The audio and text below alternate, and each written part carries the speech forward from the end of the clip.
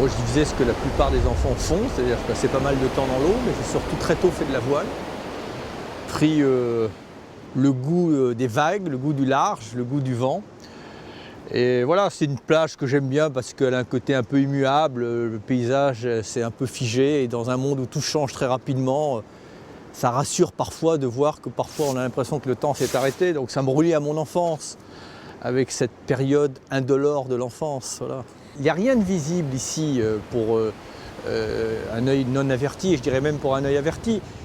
Mais il y a déjà, si vous interrogez des pêcheurs ici, comme peut-être moins qu'en Méditerranée, mais déjà ils prennent dans leurs filets des poissons jusqu'à présent qui étaient cantonnés dans le sud.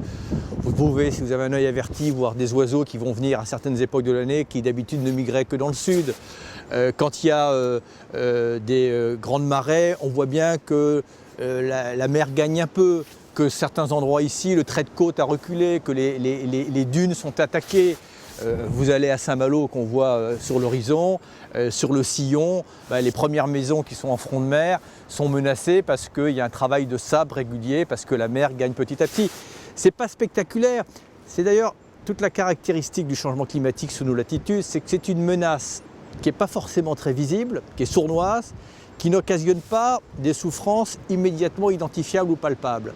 Les gens ne font pas forcément les relations de cause à effet. Quand il y a par exemple une multiplication des inondations en France, ils pensent dans leur subconscient que ça fait partie de phénomènes naturels, alors qu'on voit bien qu'il y a une intensification et une multiplication de ces événements. Je rappelle simplement ce chiffre qui est donné par le secrétariat des Nations Unies, de la Convention à la désertification, qui nous dit que les changements climatiques qui ont accru la désertification en Afrique ont porté aux portes de l'Europe, entre 2000 et 2020, 60 millions de personnes.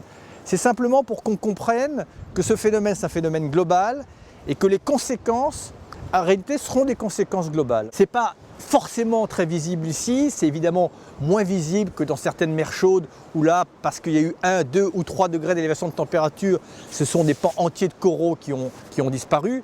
Mais ici, encore une fois, les choses vont lentement, mais il y aura des effets de seuil parce que vous avez des organismes marins, entre autres, qui sont inféodés à des variations de température très faibles.